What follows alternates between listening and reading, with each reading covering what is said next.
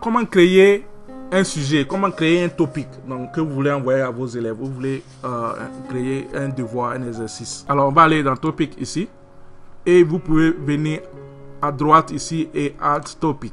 Ici, vous allez mettre le titre de votre exercice. Donc, ça sera présentation. L'élève. Alors, votre élève doit se présenter. Donc, on va mettre le descriptif du devoir. Veuillez, s'il vous plaît, vous présenter. Voilà. Donc, quand vous avez mis le descriptif, nous allons venir ici dans Médias. Donc, Médias, si vous avez un exemple, peut-être sur YouTube, que vous voulez leur montrer, peut-être vous voulez ajouter juste un peu de fun, vous pouvez ajouter des emojis. Voilà, aussi vous pouvez directement enregistrer une vidéo explicative ici. Vous pouvez aller chercher une vidéo que vous avez déjà téléchargée sur votre ordinateur ou peut-être dans votre drive. Vous pouvez mettre un lien d'une vidéo YouTube ici qui explique qu'est-ce que les élèves doivent faire. Vous pouvez ajouter des emojis et vous pouvez parcourir plein de choses comme médias que vous ajoutez en support à l'exercice que vous avez demandé. Donc moi, dans mon cas ici, je vais ajouter un emoji. Peut-être ça. Voilà. Donc quand ils vont accéder à l'exercice, ils vont pouvoir voir cet emoji.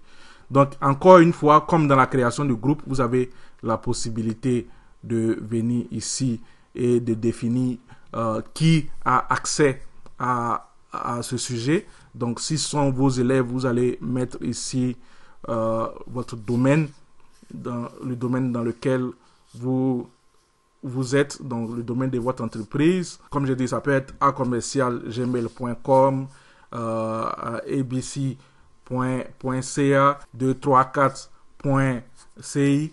Alors, vous pouvez mettre le domaine ici et c'est seulement les personnes qui sont dans votre domaine qui vont pouvoir accéder à cet exercice. Vous pouvez aussi mettre directement l'adresse de la personne que vous voulez joindre à partir d'ici. Vous avez également, si vous avez choisi l'option de créer des utilisateurs, de choisir cette option-là. Si vous n'avez pas déjà des utilisateurs, comme je l'ai dit, vous pouvez télécharger le gabarit que Flipgrid met en place, juste le remplir, le personnaliser et ensuite vous pouvez venir le charger ici en fichier CSV et cela va vous attribuer automatiquement toute une classe avec les différents paramètres et les noms utilisateurs. Donc nous allons revenir ici. Les élèves du centre nord.ab.ca qui peuvent accéder à cet exercice. Vous pouvez aussi, si vous avez l'intention d'inviter peut-être des parents ou d'autres utilisateurs, cliquez ici pour mettre un mot de passe que vous pouvez envoyer à ces personnes-là qui vont pouvoir se connecter et puis voir l'exercice ou voir le devoir. Mais vu que c'est dans un milieu éducatif où vous voulez, c'est un devoir, je pense que ce ne sera pas intéressant peut-être d'activer cette rubrique-là. Donc vous allez définir le domaine dans lequel se trouve votre groupe cible, peut-être vos élèves, vos étudiants ou les personnes que vous formez. Alors, également, vous pouvez faire de cette vidéo-là une vidéo publique. Nous avons défini le domaine. Ici, dans Essential, vous avez la possibilité, ici dans cette rubrique Topic Moderation, de superviser les réponses de vos élèves. Donc, vous voulez vous assurer que ce sont des réponses que tous les autres élèves peuvent voir, sans des contenus qui peuvent être la sensibilité de chacun. Donc, si vous pensez que vous enseignez un niveau ou bien vous formez un groupe pour lequel vous avez besoin de voir le contenu avant de le mettre à disposition pour toute la classe dans Flipgrid, alors vous allez activer cette rubrique là ici. Et donc, quand la réponse va être ramenée à l'éducatrice que vous êtes, vous allez avoir la possibilité de voir le contenu et ensuite l'activer. Donc nous ici, nous allons modérer cet exercice. Et ensuite, est-ce que vous voulez ajouter la possibilité aux élèves de faire des commentaires en dessous de la vidéo? Est-ce qu'ils peuvent vous commenter avec des vidéos? Est-ce qu'ils peuvent juste faire des commentaires tests? Ou est-ce qu'il n'y a pas de possibilité de répondre à ces vidéos-là entre étudiants par test ou par vidéo et Si vous ne voulez pas, vous pouvez juste se retirer. Vous avez la possibilité aussi de créer un sous-titrage. Et le sous-titrage, vous avez la possibilité de choisir différentes langues ici. Donc, vous pouvez choisir que la vidéo soit sous-titrée en français. Mais vu que dans notre cas, les élèves vont répondre en français, alors donc vous pouvez choisir une autre rubrique, peut-être ça en anglais. Et puis, on avait dit que c'était une vidéo de 30 secondes. Donc, on va limiter ici recording time. On va dire que la vidéo va juste faire 30 secondes. Voilà.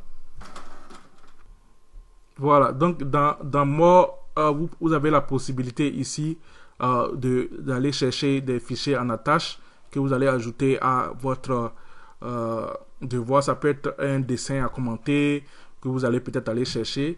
Et puis, les élèves vont pouvoir voir ce devoir-là. Et puis, vous avez la possibilité de limiter l'accès, sinon de définir un canevas de temps dans lequel les enregistrements doivent être faits. Vous avez ici, vous allez dire que ici, notre topic est déjà actif. Nous avons la possibilité, topic follower, de leur envoyer des notifications par email. Nous avons la possibilité également ici d'envoyer des notifications à chaque fois que une vidéo est créée. Et vous avez d'autres rubriques ici dans More. Quand vous avez fini les premières rubriques ici, définir le domaine ou que vous avez ajouté les emails de vos élèves ici, vous avez la possibilité, ou que vous avez ajouté ceux dont vous n'avez pas vraiment besoin, vous pouvez juste définir le canevas et puis vous allez leur partager les différents liens. Alors, quand tout ça est vérifié et rempli, nous allons cliquer sur Create Topic. Et voilà, notre sujet est créé. Voici le lien du devoir, de l'exercice. Nous avons la possibilité de copier ce lien-là et aller dans notre courriel et envoyer à tous nos élèves. Et ils vont pouvoir accéder à ça. Nous verrons dans l'interface élève comment est-ce que cela est perçu. Alors, vous avez la possibilité, plusieurs manières de partager. Vous pouvez partager à travers un code ici. Donc, vous téléchargez ce code-là, vous envoyez à vos élèves. Ils vont pouvoir scanner ce code et puis accéder au devoir. Vous avez la possibilité d'aller directement sur Google Classroom. Choisir votre classe. Donc, mes classes vont charger. Donc, je vais choisir une classe, une de mes classes. Donc, je choisis cette classe-là. Et puis, je vais dire que ce sera un devoir. Et donc, je vais cliquer sur OK. Et puis, vous voyez que Flipgrid est déjà ajouté comme ressource. Donc, vous allez encore redéfinir présentation de l'élève et encore mettre le thème ici. Vos élèves, donc ça, ici, c'est présentation.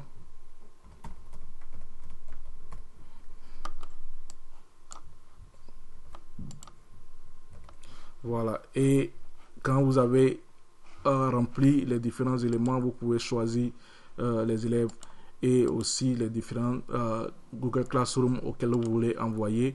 Et puis, vous pouvez envoyer le devoir de Flipgrid. Voilà. C'est la même chose sur Moodle également. Vous pouvez copier le lien, envoyer sur Moodle.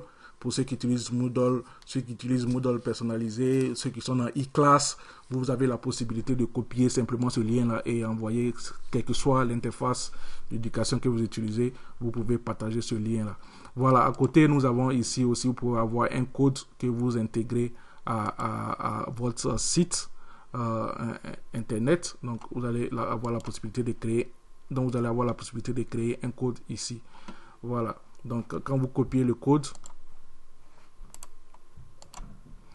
se présente comme ça. Donc, quand vous cliquez sur le code en bas, il se présente comme ça.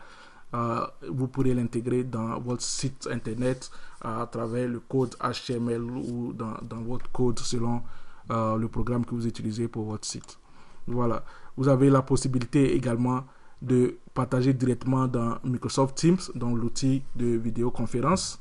Et puis vous avez Reminder. Vous pouvez partager le lien, poster directement sur Twitter également. Alors, vous avez plusieurs plateformes pour envoyer votre devoir à vos élèves. Voilà. Donc, voici comment se présente le devoir.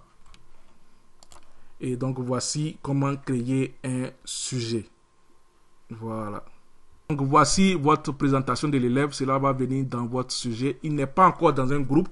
Donc, si ce sont des élèves, vos élèves de mathématiques qui doivent se présenter, alors vous pouvez juste cliquer ici, Add, et puis vous allez choisir le groupe. Ici, voici mon groupe de mathématiques, et puis je vais ajouter Add to Group. Voilà. Donc là, vous voyez ici, c'est dans mathématiques. Le sujet est créé, vous avez ici en face, vous pouvez activer le sujet ou le cacher ou le geler. Vous pouvez partager le sujet de nouveau. Vous avez la possibilité d'avoir quelques actions dessus. Vous pouvez répondre aussi quand peut-être les élèves vont répondre. Vous pouvez répondre également. Vous pouvez cacher le sujet. Vous pouvez dupliquer le sujet. Donc si on clique ici, on peut sélectionner un groupe. Donc le même sujet, on peut le mettre dans plusieurs groupes. Donc on peut venir le mettre ici dans biologie. Que ce soit un groupe ou un sujet, quand vous le dupliquez, cela va vous permettre d'aller plus vite. Donc, quand vous créez un seul groupe comme groupe 1, vous pouvez venir dupliquer et puis modifier, mettre groupe 2. Toutes les réponses des élèves, que ce soit dans le groupe ou dans l'exercice que vous avez dupliqué, ne vont pas être transférées. Donc, vous n'avez pas à vous en faire. C'est juste les paramètres du groupe qui vont être transférés. Donc, je peux, à partir du groupe de mathématiques que j'ai créé, dupliquer et puis créer un groupe biologie. À partir du devoir que j'ai créé, je peux dupliquer ce devoir là et puis le mettre dans un autre groupe et les réponses vont, c'est juste le devoir avec ces paramètres qui vont être transférés dans ce groupe par les réponses des élèves. Voilà, voici en gros qu'est-ce que vous trouvez quand vous vous connectez à Flipgrid, donc les différentes rubriques. Alors merci d'avoir regardé cette vidéo, j'espère qu'elle a été utile. Abonnez-vous pour plus de vidéos.